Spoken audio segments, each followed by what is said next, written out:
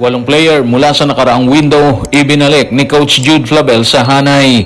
Dahilan niya, continuity, rason na katulad kay Coach Tim Cone.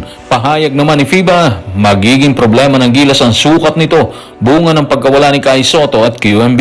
At ang oras at channel kung saan mapapanood ng live ang bakbakan ng Gilas at Tall Blacks kasama ang Boomers, inilabas. Tutukan po natin ang lahat ng yan. Pero bago yan, pakisubscribe, like and share na lang muna para pareho tayong updated. Katulad ni Coach Tim Cone, mahalaga rin kay Coach Jude Flavel ng Tall Blacks ang continuity o pagpapatuloy ng nasimulan. Kaya imbes na humugot ng ibang players, pinanatili nitong walong players na sumagupa sa Gilas at Guam sa nakaraang window. Narito ang kanyang pahayag. Tutukan natin si Coach Jude sa report ng NC.Basketball. Mahalaga na napapanatili namin ang continuity ng koponan. Palagi itong mahalagang bahagi ng bawat Tall Blacks team.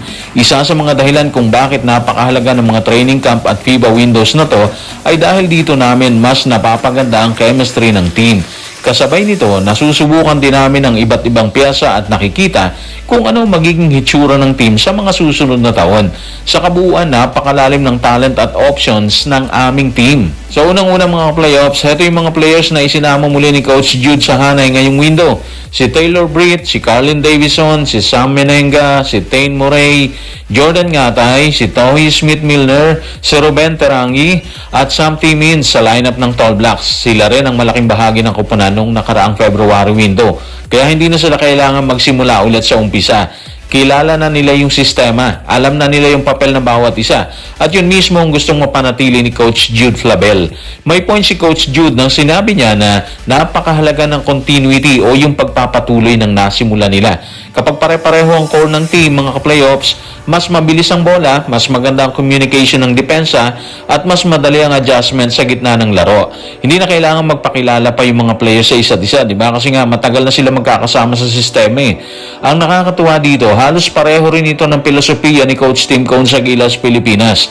Kung mapapansin, pareho silang naniniwala na hindi lang puro talent ang nagpapanalo sa international basketball. Mas mahalaga yung chemistry, continuity, at tiwala ng mga players sa isa't isa. Kaya kahit may mga bagong mukha sa dalawang team, pinili pa rin nilang panatilihin ang malaking bahagi ng kanilang core. Kaya sa tingin natin, isa to sa mga dahilan kung bakit magiging mahirap kalaban ng New Zealand Tall Blacks. Hindi lang sila malalakas sa papel, kung hindi matagal na rin magkakasama ang karamihan sa kanilang roster. Magandang hamon to para sa Gilas dahil parehong koponan ng papasok sa laban na may malinaw na sistema at matibay na samahan. Ibinahagi naman ni FIBA na magiging problema ng Gilas ang laki ng kasalukuyang hanay. Partikular na tinukoy nito ang pagkawala ni Kai Soto at Kentin Millora Brown. Narito ang kanyang paglalahad. Tutukan natin si FIBA sa FIBA.Basketball. Maaaring maging problema ng Gilas ang kakulangan sa laki ngayong window dahil wala na sina Kai Soto at Kentin Millora Brown sa lineup.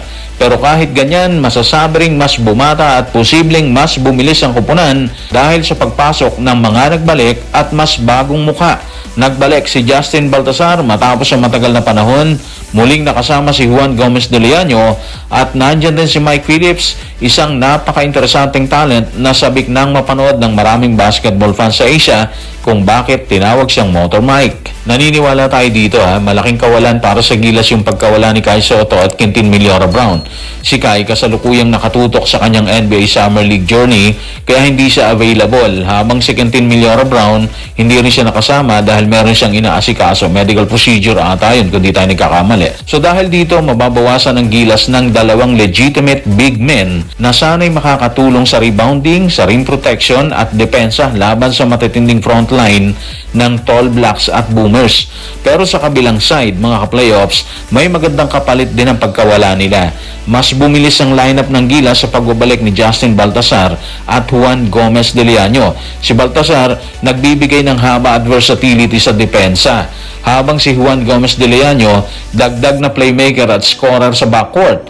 Ibig sabihin yan, kahit nabawasan sa laki, maaaring bumawi ang Gilas sa bilis at mas agresibong transition game. At syempre maraming matang nakatutok kay Mike Phillips o mas kilala bilang Motor Mike. Kung pagbabasehan ng kanyang laro mga playoffs, hindi siya yung tipo ng player na maghihintay lang siya ng bola.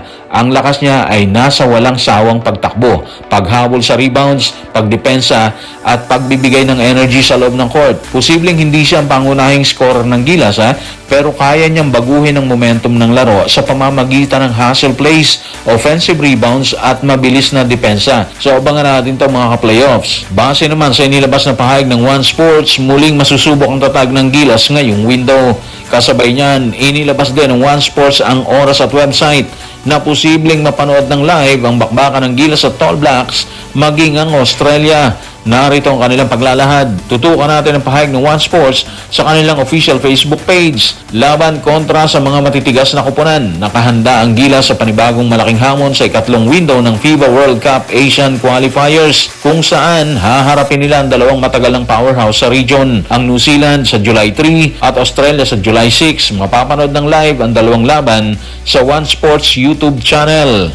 Magandang balita ito mga playoffs, lalo na sa mga fans ng Gilas na hindi makapunta dito sa New Zealand at Australia. Ayon sa One Sports, mapapanood ng live ang dalawang laban sa kanilang YouTube channel, kaya libre itong masusubaybayan ng mga Pilipino. Posible ring may iba pang website, TV channel or app na mag-stream ng mga laro kapag mas malapit na ang schedule, kaya abangan na lang din natin yung mga susunod na anunsyo ng SBP at ng official broadcasters. Ang tanong ngayon ng marami mga playoffs, anong oras ba talaga yung laban?